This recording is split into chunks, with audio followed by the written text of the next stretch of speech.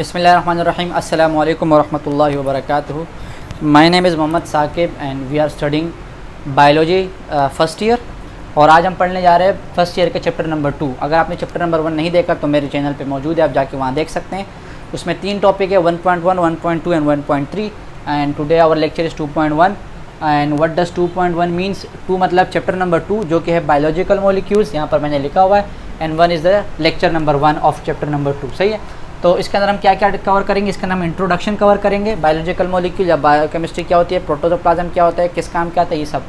And then we gonna discuss water और उसकी properties, उसका स्ट्रक्चर भी डिस्कस करेंगे। देन डेफिनेशन के अंदर हमारे पास आएगी polymer, monomer and condensation and hydrolysis, ये सब हम इसके अंदर कवर करेंगे।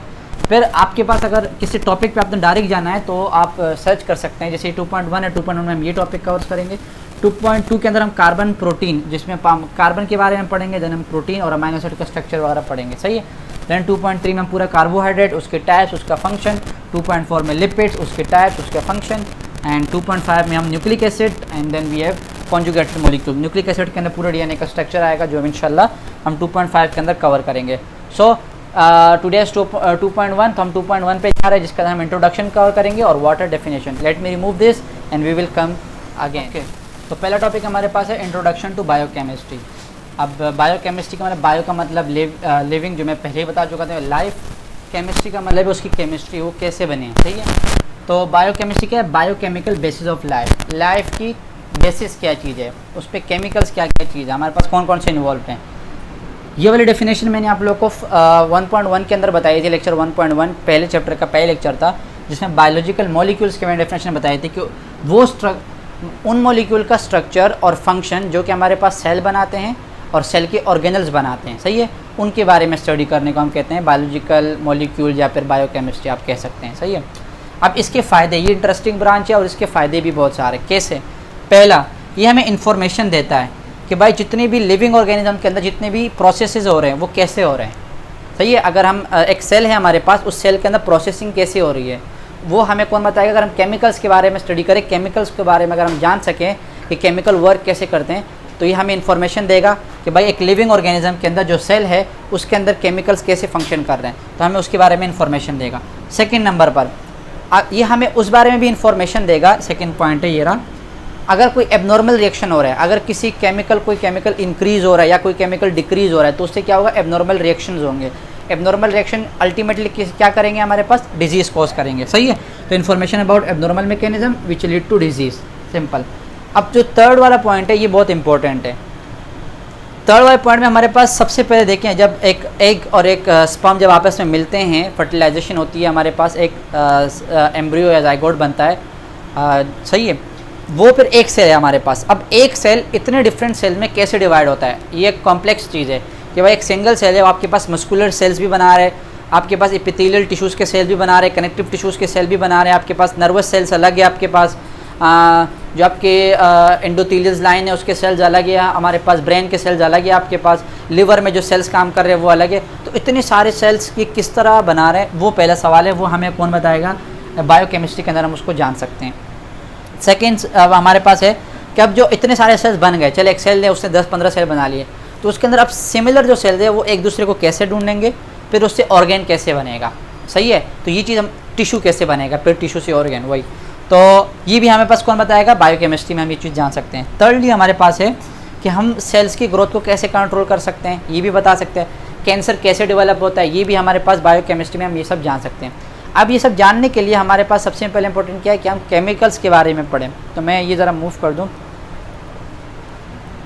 ये सब जानने के लिए आपको पता है, एक चीज़ आपने याद रखनी है जहन में, ये सब जानने के लिए हमें क्या करना है, हमें पता है कि भाई एक ऑर्गेनिज्म है,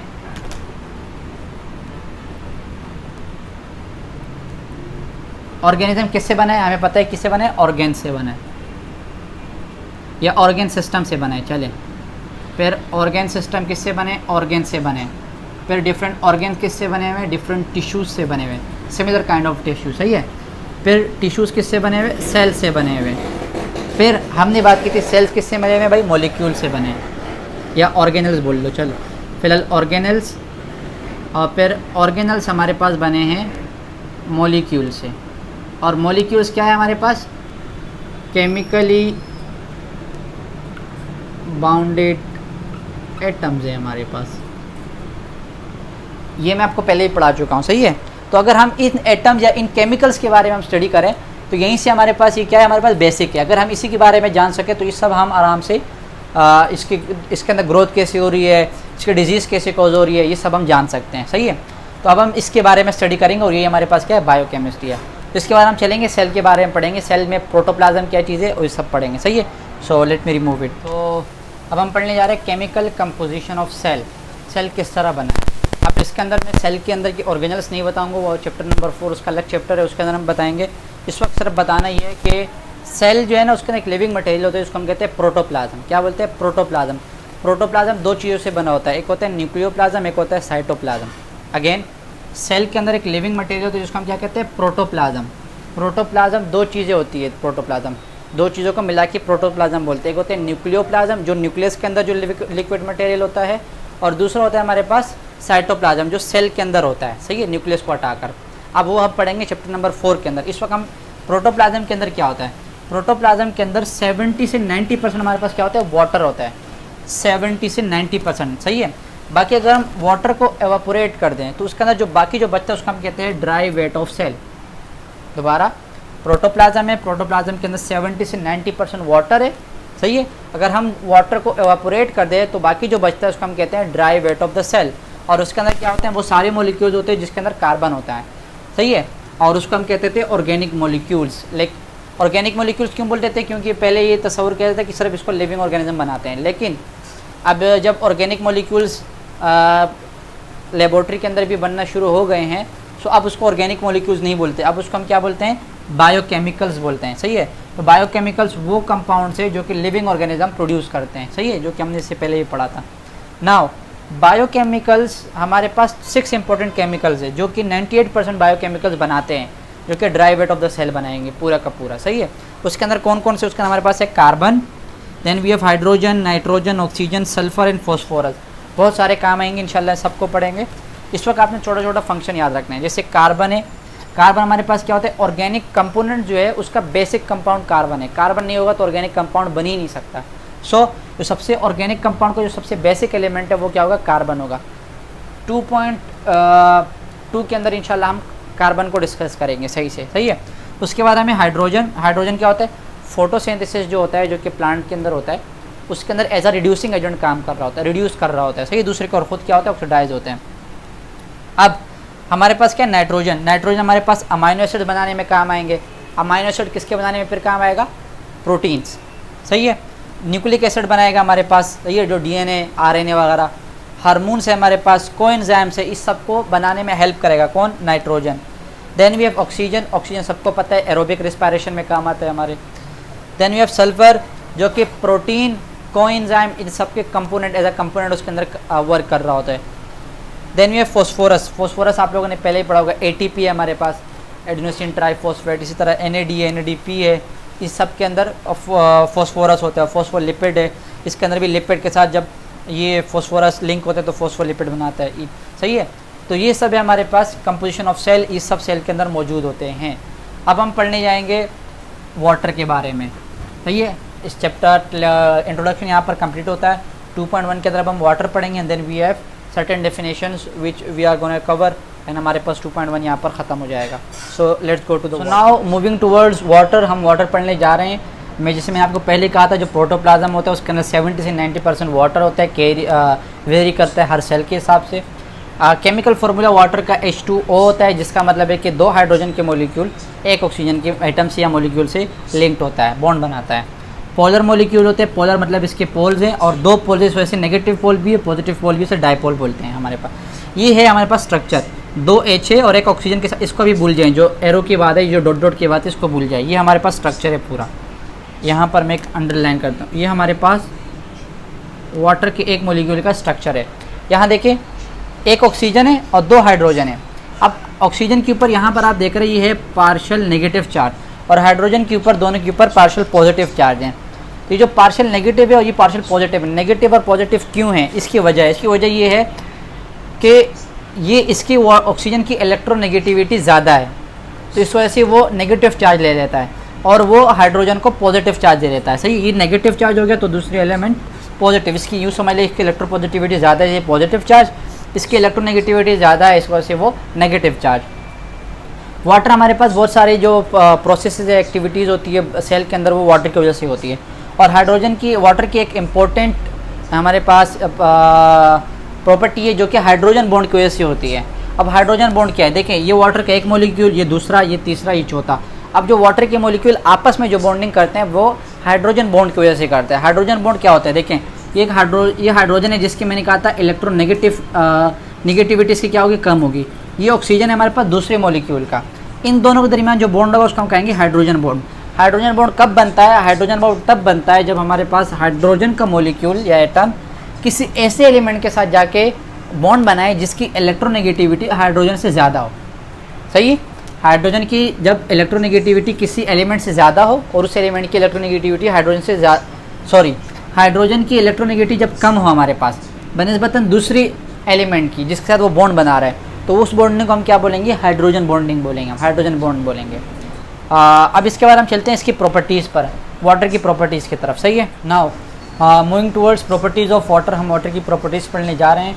सबसे पहले बिहेव एज बेस्ट सॉल्वेंट। आपको ये पता है कि water as a best solvent काम कर रहा होता है किसी भी सॉल्यूट को डिज़ोल्व करने के लिए। सही है, डिज़ोल्व कैसे करते हैं, कोई भी आप सब्सटेंस जब डालेंगे उसके अंदर तो उसको आयंस में तोड़ेगा, एक पॉजिटिव आयन होगा और एक नेगेटिव आयन होगा, उसको डिसोसिएट कर देगा, उसको डिज़ोल्व कर देगा। सही है, तो substance dissociate into ions, ions में उसको तोड़ देता है। जैसे वाटर हमारे पास हम नमक डालते हैं, हमारे पास है एग्जाम्पल सोडियम क्लोराइड की नमक, तो इसके अंदर वो सोडियम को तोड़ देता है पॉजिटिव आयन में और क्लोराइड को तोड़ देता है नेगेटिव आयन में। इस तरह जो सोडियम में जो नमक है हमारे पास डिज़ोल्व हो जाता है। ये एग्जाम्पल है इसकी। सही है, सेकेंड नंबर है high specific heat capacity. Specific heat capacity क्या होती है, वो energy, the amount of energy जो हमें रिक्वायर्ड होती है needed to raise the temperature of 1 gram of substance by 1 substance. किसी 1 ग्राम ऑफ सब्सटेंस का, किसी भी सब्सटेंस का जो कि 1 ग्राम हो, उसका 1 डिग्री बढ़ाना।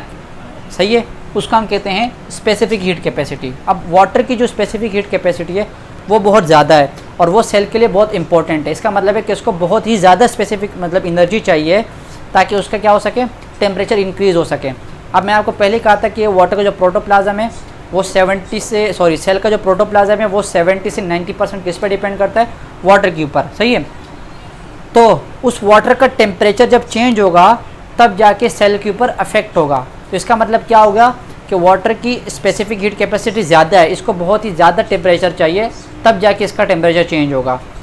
तो अब जब हम इसका टेम्परेचर चेंज नहीं कर सकते, इसका मतलब है कि सेल के ऊपर भी इतना ज़्यादा अफेक्ट नहीं करेगा। सही है, तो ये क्या करता है, हमारे जो सेल है उसको जो उसका रेगुलर फंक्शन है कांस्टेंट रेट से वो चलता रहे बस। तो ये उसको बहुत ही ज़्यादा टेम्परेचर चाहिए, उसके बाद जाके सेल इफेक्ट होगा। तो वो भी कौन बचाता है हमारे पास, वाटर बचाता है। सही है ना, सेल को। Now high heat of vaporisation. Vaporisation का मतलब किसी भी वाटर को वेपर्स में चेंज करना। अब मैंने आपको पहले भी बताया था कि वाटर की एक इम्पॉर्टेंट फंक्शन है जो कि इसकी हाइड्रोजन बॉन्डिंग की वजह से होती है, वो यही वाली है कि वाटर को वेपर में चेंज करना, इसके लिए भी बहुत ही ज़्यादा टेम्परेचर चाहिए होता है। सही है, क्यों, ड्यू टू हाइड्रोजन बॉन्डिंग। वो हाइड्रोजन बॉन्डिंग क्या करती है, एक वाटर के मॉलिक्यूल को दूसरे वाटर के मॉलिक्यूल से मतलब एक दूसरे को पकड़ के रखी होती है, तो उसको बहुत ही ज़्यादा टेम्परेचर चाहिए होता है उसके बॉन्ड को ब्रेक होने में। जब उसका बॉन्ड ब्रेक होगा उसके बाद वाटर चेंज होगा वेपर्स में। तो इसका मतलब क्या हो गया, दो फंक्शन है यहाँ पर, हाई हीट ऑफ वेपोराइजेशन या मैं कहूँ हाइड्रोजन बॉन्डिंग के। एक तो ये वेपर्स में कन्वर्ट होने से बचाता है वाटर को, दूसरा ये कि स्टेबिलिटी देता है, वाटर को स्टेबल रखता है। सही है, तो यहाँ पर मैंने दोनों लिखे हैं। वेपोराइजेशन हाई हीट चाहिए इसको वेपर में चेंज होने के लिए, और वो क्यों, हाइड्रोजन बॉन्डिंग की वजह से, और दूसरा क्या, स्टेबिलिटी देता है वाटर को। तो ये एक यहाँ पर रीज़न भी है जो आपको याद रखते हैं, मैंने क्लास के अंदर भी आप लोगों को बताया था। Now an amphoteric molecule. Amphoteric molecule का मतलब होता है जो कि एसिड का भी काम करे और बेस का भी काम करे। वाटर का फॉर्मूला मैं आपको बताया था H2O होता है। अगर मैं H2O को खोल के रखूँ तो यूँ भी लिख सकते हैं HOH, इसको यूँ भी लिख सकते हैं। ये जो हमारे पास पहला H है ये पॉजिटिव चार्ज है, दूसरा OH है वो नेगेटिव चार्ज है। जब एसिड का काम करेगा, जहाँ इसको ज़रूरत होगी कि भाई बेसिसिटी बहुत ज़्यादा है, अल्कलिनिटी बहुत ज़्यादा बढ़ गई है, उसको नीचे लाना है। सही है ना, उसको मतलब वाटर के मतलब जो 7 pH है उस पर मेंटेन रखने हैं। तो ये क्या करेगा, एसिड रिलीज़ करेगा, H रिलीज़ करेगा। तो एसिड बेस जब आपस में मिलेंगे तो वो क्या हो जाएगा, न्यूट्रलाइजेशन की तरफ आएगा। फिर अगर कई जगह पर एसिडिटी बहुत ज़्यादा हो रही है तो वाटर क्या करेगा, वहाँ पर OH रिलीज करेगा, OH एसिडिटी को कम करेगा और दोबारा क्या हो जाएगी, न्यूट्रलाइजेशन हो जाएगा। सही है, तो water as a amphoteric molecule का भी काम करता है। यहाँ पर एक और चीज़ है, बफर का काम करता है, जो भी इसी पॉइंट के अंदर आता है। बफर का मतलब क्या होता है, जो कि pH को मेंटेन करता है। अगर pH बढ़ रहा है, बढ़ने का मतलब है कि अगर वो एसिडिटी की तरफ जा रहा है, मतलब 1.7 से नीचे आ रहा है, 6, 5, 4, 3, 2, 1, सही है ना, pH उसका बढ़ रही हूँ, किसको बढ़ना ही कहते हैं, सही है ना। तो अगर एसिडिटी बढ़ रही है, सिंपल एसिडिटी बढ़ रही है, तो वहाँ पर बफर का काम करेगा, ये उसको क्या करेगा, मेंटेन करेगा, न्यूट्रलाइजेशन करेगा। अगर बेसिक अल्किनिटी बढ़ रही है तो वहाँ पर भी न्यूट्रलाइजेशन का काम करेगा। तो वाटर का एक और फंक्शन क्या होगा, एज अ बफर। दूसरा, cohesive force and adhesive force. Cohesive force and adhesive force क्या होता है, force between similar molecule. Water का दूसरे वाटर के मॉलिक्यूल के साथ जो फोर्स होता है वो कोहेसिव फोर्स होता है, सही है। और जितनी मजबूत कोहेसिव फोर्स होगी उतना क्या होगा, उसके फ्लो में हेल्प मिलेगा। तो वाटर की कोहेसिव फोर्स भी बहुत ज़्यादा है और एडेसिव फोर्स भी ज़्यादा है। एडेसिव फोर्स का मतलब होता है एक मॉलिक्यूल का किसी दूसरे मॉलिक्यूल के साथ अट्रैक्ट होना, सही है ना। वो सिमिलर मॉलिक्यूल नहीं होगा, जैसे वाटर का मॉलिक्यूल है, वो जो कंटेनर है उसके मॉलिक्यूल के साथ जो वो फोर्स है, जो अट्रैक्ट है, जिसके साथ वो लगा हुआ है, उस फोर्स को हम क्या कहते हैं, एडेसिव फोर्स बोलते हैं। और अगर सिमिलर मॉलिक्यूल के दरमियान जो फोर्स है उसको हम कोहेसिव फोर्स बोलते हैं। वाटर की एडेसिव फोर्स ज़्यादा होती है, इसलिए इनसाइड और आउटसाइड द सेल दोनों में हेल्पफुल होता है बहुत ज़्यादा। तो ये है प्रॉपर्टीज़ ऑफ वाटर, जिसमें सिर्फ आपने हेडिंग याद करनी है, बाकी आप अपने वर्डिंग में लिख सकते हैं। यहाँ पर कोई ऐसी बड़ी साइंस यहाँ पर नहीं बताई गई है, सही है, बहुत ही आसान चीज़। आप लोग बुक में भी या नोट्स आपके पास जो भी एक मरतबा रीड करें, इंशाल्लाह समझ में आ जाएगा। Now going towards the definition. अब हम कुछ डेफिनेशन कवर करने जाएंगे, उसके बाद आपका चैप्टर ये वाला 2.1 आपके पास लेक्चर कंप्लीट हो जाएगा। This is going to be the last of this lecture, जिसका नाम है डेफिनेशंस। कुछ आप लोग को याद रखनी है, आगे जाके भी आपको हेल्पफुल होंगे, सब फर्स्ट ईयर के अंदर नहीं। मोनोमर्स क्या है, पॉलीमर क्या है, मैक्रोमोलिक्यूल्स कौन कौन से है, कंडेंसेशन क्या होता है, या फिर डिहाइड्रेशन सिंथेसिस क्या होता है, and then we have hydrolysis क्या होता है। नाउ मोनोमर्स क्या होता है, हमारे पास एक बड़ा मॉलिक्यूल होता है, तो वो बड़ा मॉलिक्यूल बना कैसे होता है, छोटे छोटे मॉलिक्यूल से। उन छोटे छोटे मॉलिक्यूल्स को हम क्या बोलते हैं, मोनोमर्स बोलते हैं, सही है ना। तो ये क्या है, लार्ज मॉलिक्यूल का सब यूनिट। जब हम लार्ज मॉलिक्यूल को तोड़ेंगे तो जो छोटे छोटे, जैसे आप कहते हैं ना, आपका एक कमरा है, रूम है, तो वो रूम के अंदर छोटे छोटे क्या चीज़ें लगी हुई है, ईंटें लगी हुई है, ब्लॉक्स लगी हुए हैं, तो एक एक ब्लॉक को हम क्या कहेंगे, मोनोमर कहेंगे। उसने फिर बहुत सारे मोनोमर, बहुत सारे ब्लॉक आपस में मिले, उन्होंने क्या बनाया, एक पूरा कमरा बनाया। उस पूरे कमरे को हम क्या बोलेंगे, पॉलीमर बोलेंगे, जो कि बहुत लार्ज मॉलिक्यूल है। अब मैं यहाँ एग्जाम्पल दे रहा हूँ, बाकी मैं एग्जाम्पल यहाँ नीचे लगा रहा हूँ, सही है ना। मोनोमर पॉलीमर समझ में आ गया। ये छोटे मॉलिक्यूल है जो आपस में जब मिलेंगे तो पॉलीमर बनाएंगे। पॉलीमर एक हमारे पास एक बड़ा मॉलिक्यूल है। नाउ हमारे पास मैक्रो का मतलब होता है बड़ा, मॉलिक्यूल का मतलब मॉलिक्यूल, बड़ा मॉलिक्यूल। जैसे मैं यहाँ एग्जाम्पल लिख रहा हूँ यहाँ पर, जैसे हमारे पास है प्रोटीन। अब प्रोटीन हमारे पास क्या है, पॉलीमर, एक बड़ा मॉलिक्यूल है। प्रोटीन बना किससे है, छोटे मॉलिक्यूल से। छोटे मॉलिक्यूल कौन से हैं हमारे पास, अमाइनो एसिड्स। जब बहुत सारे अमाइनो एसिड आपस में मिले, उन्होंने बनाया प्रोटीन। प्रोटीन क्या है, पॉलीमर, अमाइनो एसिड क्या है, मोनोमर। पहली एग्जाम्पल। दूसरी एग्जाम्पल यहाँ लिख रहा हूँ, हमारे पास है कार्बोहाइड्रेट। कार्बोहाइड्रेट किससे मिले हुए, मोनोसेक्राइड से।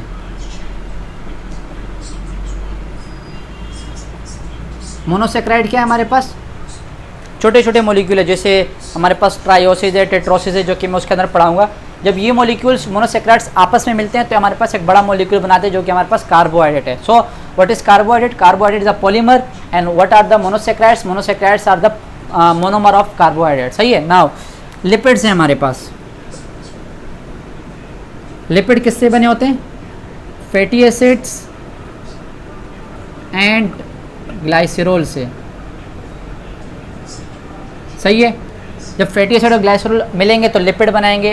फैटी एसिड एंड ग्लाइसरॉल क्या है हमारे पास, मोनोमर्स है, and polymer is lipid. Now nucleic acid है हमारे पास। न्यूक्लिक एसिड हमारे पास क्या है, एक पॉलीमर, एक बड़ा मॉलिक्यूल है। छोटे मॉलिक्यूल से क्या होते हैं, न्यूक्लियोटाइड्स है हमारे पास।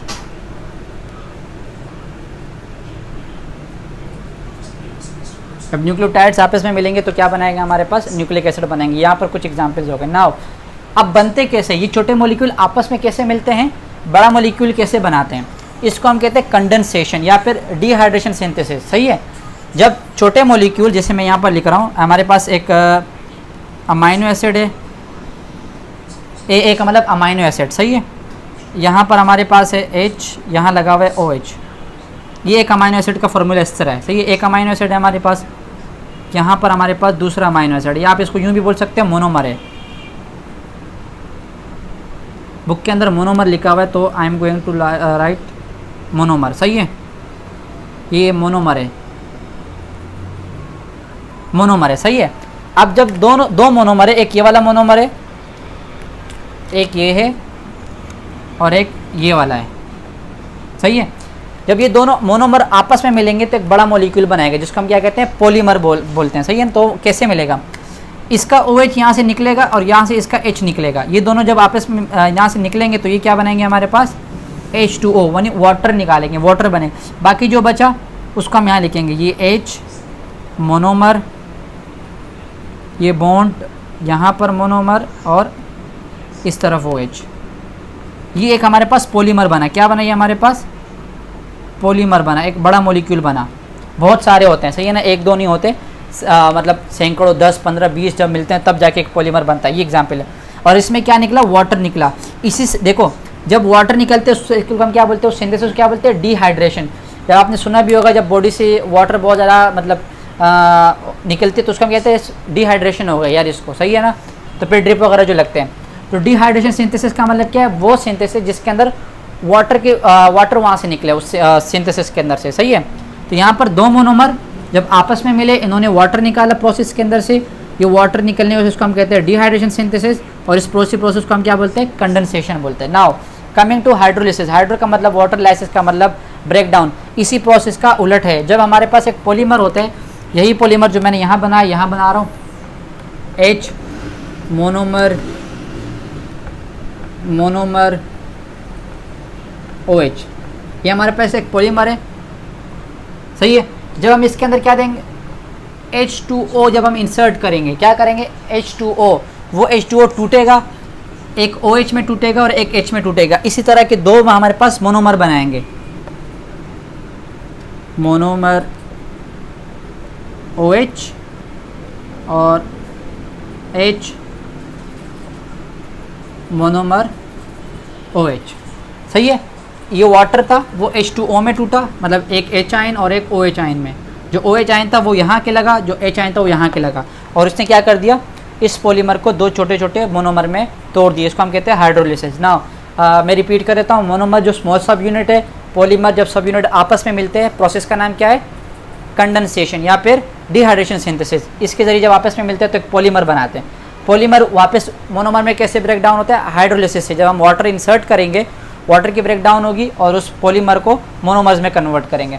मैक्रोमोलिक्यूल्स, प्रोटीन किससे बने होते हैं, अमाइनो एसिड से, कार्बोहाइड्रेट मोनोसेक्राइड से, लिपिड्स फैटी एसिड ग्लाइसरॉल से, न्यूक्लिक एसिड न्यूक्लियोटाइड से। MCQ इसके अंदर बहुत ज़्यादा आता है, तो आप लोगों ने यहाँ पर याद रखना है। सो हमारे पास यहाँ पर 2.1 कंप्लीट होते हैं।